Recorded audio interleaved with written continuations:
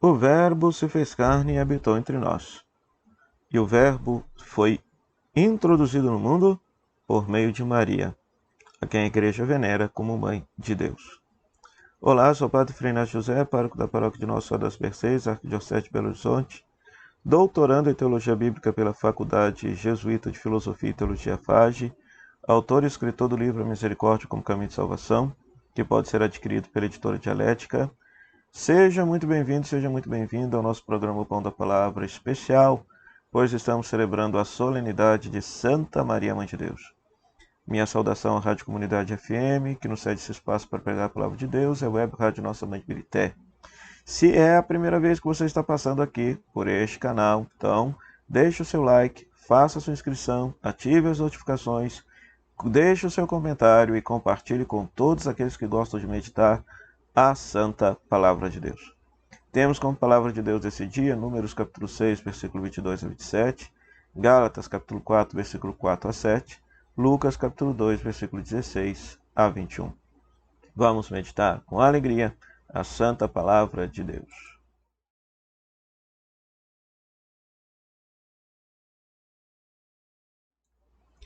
Pois, muito bem, na primeira leitura, nós temos o Números capítulo 6, versículo 22 a 27. O Senhor falou a Moisés dizendo: Fala a Arão e a seus filhos. Ao abençoar os filhos de Israel, diz-lhes: O Senhor te abençoe e te guarde. O Senhor faça brilhar sobre ti a tua face e se compadeça de ti. O Senhor volte para ti o seu rosto e te dê a paz. Assim invocarão o meu nome sobre os filhos de Israel, e eu os abençoarei. Então veja só, queridos irmãos, queridas irmãs, essa é a bênção do ano novo sobre o povo de Deus. Então, quando iniciava um ano novo para o povo de Israel, o sacerdote do templo de Jerusalém pronunciava essa bênção sobre o povo. E é interessante que se nós voltarmos lá em Gênesis capítulo 1, versículo 28 a 30, na manhã da criação, Deus abençoou os homens e os animais, dando-lhes alimento e força de vida. Então, o que é abençoar? Abençoar é desejar que se tenha vida e fecundidade. Que se tenha vida e fecundidade. Então, paz na natureza e no mundo dos homens, essa é a bênção de Deus. Para o homem que se coloca diante dessa bênção, Deus deixa brilhar a luz de seu rosto, que é uma imagem muito bonita, né? Porque retoma novamente o livro do Gênesis. Deus volve o seu rosto para aquele boneco de barro e sopra naquelas narinas o hálito de vida. Então é como se Deus constantemente estivesse com seu rosto diante de nós, introduzindo a vida e retirando a vida. Então, que o rosto está voltado, assim, que Deus nunca tire de nós o rosto, porque se ele voltar de nós o rosto, a gente perde o fôlego e a gente morre, né? Então, somente Deus pode abençoar, né? Ou seja, o bem dizer também, que pode ser utilizada essa palavra, significa dizer bem. Então, abençoar é desejar coisas boas. Então, Deus abençoa a todos e todas. Deus sempre diz coisas boas acerca dos seus filhos, acerca da criação. Deus nunca amaldiçoa. Amaldiçoar, maldizer, significa dizer coisas más, desejar coisas más. Deus não amaldiçoa ninguém, Deus só abençoa. E nós abençoamos, né? Abençoamos quando invocamos o nome de Deus, né? Então é interessante que no final dessa solenidade de Santa Maria Mãe de Deus, nós haveremos de dar esta bênção, desejando vida, fecundidade, paz, amor, plenitude de vida, comunhão com Deus, desejando coisas boas para o ano que se inicia e para todas as pessoas, né?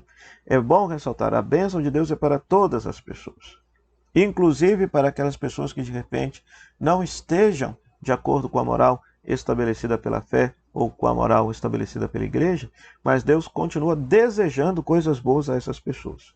Deus não amaldiçoa ninguém. A palavra de Deus nos ensina que nós só temos o poder de abençoar, e é nosso dever abençoar. Já a segunda leitura, né? A segunda leitura nos insere dentro do mistério de Santa Maria, Mãe de Deus. Diz assim, lá em Gálatas, capítulo 4, versículo 4 a 7.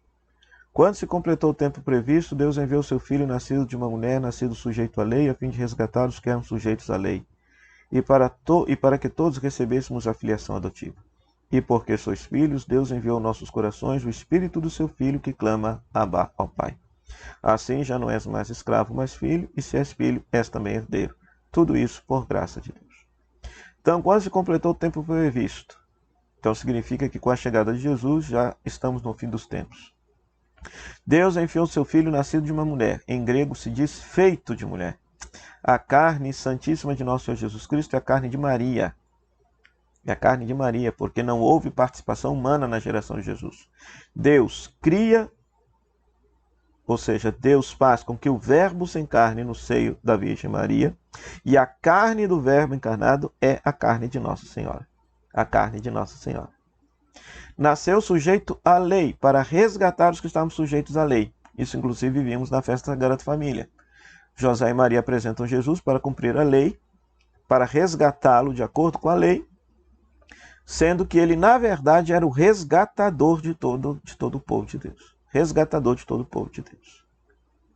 E para quê? Todos aqueles que estavam escravizados sob a lei, agora se tornam em Cristo filhos adotivos. Então, o Verbo se faz carne para nos tornar a família de Deus. Nós não somos, a rigor, filhos de Deus, mas em Jesus podemos ser adotados como filhos de Deus. E porque somos filhos, Deus enviou aos nossos corações o Espírito de seu Filho. Ou seja, o Espírito de Jesus que clama, que olha para o céu, olha para Deus e diz: Papaizinho querido, esse mesmo Espírito nos foi dado e podemos chamar a Deus de Pai. E assim não somos mais escravos, mas filhos, e se somos filhos, somos herdeiros. Qual era a herança de Jesus? A herança de Jesus era a vida eterna e a ressurreição, então a vida eterna e a ressurreição também passam a ser a nossa herança e o nosso destino final. Então, todo esse mistério bonito de libertação e de redenção acontece devido ao sim de Nossa Senhora. Então, negar que Maria seja mãe de Deus, como alguns negam por aí, é negar que aquele que nasceu dela é Deus, é uma pessoa divina, né? Então, Gálatas é a carta da liberdade cristã. Cristo veio para nos libertar, veio submetido à lei passageira do Antigo Testamento, para nos libertar da lei do Antigo Testamento. O Filho de Deus se faz nosso irmão e nele temos o Espírito do Pai. Né? Ou seja, nós podemos chamar a Deus de Pai porque Jesus nos comunicou o seu Espírito. Ao comemorar esta vinda de Cristo, nós pensamos especialmente na mulher santa, pura e imaculada que Deus preparou para ser a moradia, para ser a habitação do Verbo de Deus que se fez carne e habitou entre nós. É por meio desta mulher que o Verbo de Deus foi introduzido na história da humanidade. E já o Evangelho, nós temos o Evangelho de Lucas, capítulo 2, versículo 16 a 21, onde que narra os pastores encontrando Maria e José, o recém-nascido, e depois 8 dias dando-lhe o nome de Jesus.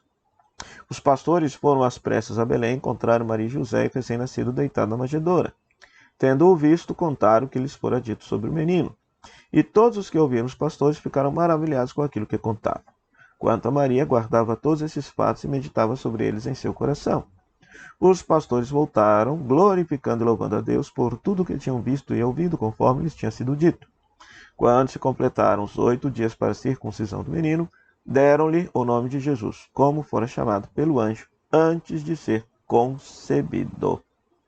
Então, esse texto mostra a adoração dos pastores, a circuncisão e o nome de Jesus. Então, basicamente, nós temos 2 assuntos aqui. O primeiro, os pastores que vão lá em Belém e encontram o menino deitado na manjedoura, né? Junto com Maria e José. Quando o anjo fala, isso vos servirá de sinal, então nós pensamos que o sinal de Deus é algo extraordinário. Não, é o sinal mais simples de pobreza, de humildade, da parte de Deus ao vir ao nosso mundo. Então, encontrar o menino na manjedoura é ainda para nós um desafio, pois isso significa encontrar Deus nas coisas mais simples, pobres e humildes da vida. Depois, 8 dias depois, circuncidaram o menino e botaram um nome, né? Ou seja, era a tradição judaica que dizia isso. Ou seja, 8 dias depois do nascimento, tinha que se circuncidar, porque pela circuncisão o menino faz parte do povo de Deus, e além disso, recebe o nome de Jesus, conforme tinha sido dado lá pelo anjo. Lá, confere lá, Lucas capítulo 1, versículo 31 a 33, né? Que o nome de Jesus, Deus salva. Então é um nome divino. O nome sempre tem a ver com a missão. Ao receber o nome sempre tem a ver com a missão da pessoa. Aqui vale ressaltar uma catequese aqui para o povo cristão. Porque quando nós assistimos aos batizados, nós vemos que os nomes não são mais nomes de santos, nomes cristãos, são nomes de figuras aí da cultura pop, da cultura pós-moderna, que muitas vezes não são boas referências para absolutamente ninguém. Então não se esqueça que o nome indica a missão da pessoa, né? Então os pais cristãos devem procurar nomes cristãos para os seus filhos, porque querem ensinar uma referência cristã, uma baliza cristã para os seus filhos. Ao receber o nome, ao ser circuncidado, Jesus se submete à lei judaica. E lembra o que diz a segunda leitura? Jesus é submetido à lei para justamente libertar todos aqueles que estavam sob a lei. E aí recebe o nome de Jesus. Recebe o nome de Salvador, né? Não é à toa que, por exemplo, algumas igrejas ortodoxas celebram justamente, salvo engano, é neste dia o nascimento de Jesus e não no dia 25 de dezembro, né? Ou seja, algumas igrejas ortodoxas atrasam, por motivos litúrgicos, por motivos históricos, a celebração do nascimento de Jesus, né? Ao passo que a Igreja Católica oficializou a celebração, a comemoração do nascimento de Jesus no dia 25 e 8 dias depois a celebração também da circuncisão, Jesus recebendo o nome santo de Salvador. Então nesse dia nós somos convidados, portanto, a dar graças a Deus pelo mistério da Santa Maria, Mãe de Deus.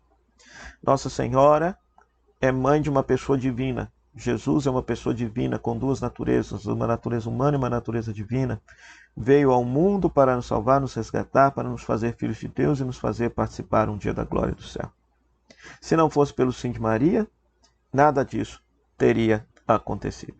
Temos, graças a Deus, pela simplicidade, pela disponibilidade, pelo serviço de Nossa Senhora e superemos essa mentalidade errada de que dizer que Maria é mãe de Deus, que Maria seja divina. Não, é a mais bela das criaturas que foi dignamente preparada por Deus, tendo em vista a missão de ser a mãe do Salvador.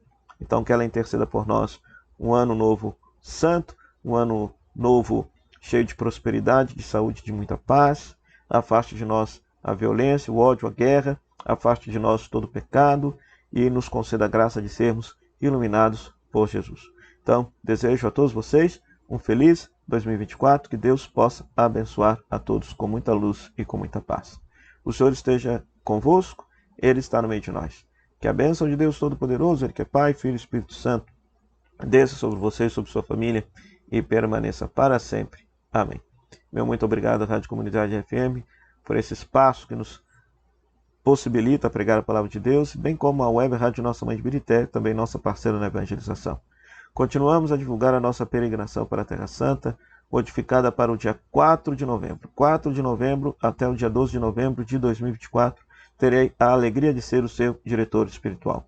Maiores informações, por favor, tratar com Kelly Melo pelo telefone 035 99845 6167. 035 99845 6167. Que Deus abençoe a todos. Louvado seja nosso Senhor Jesus Cristo, para sempre seja louvado. Salve Maria, salve Maria. E até o próximo programa, o Pão da Palavra, se Deus quiser. Tchau, tchau.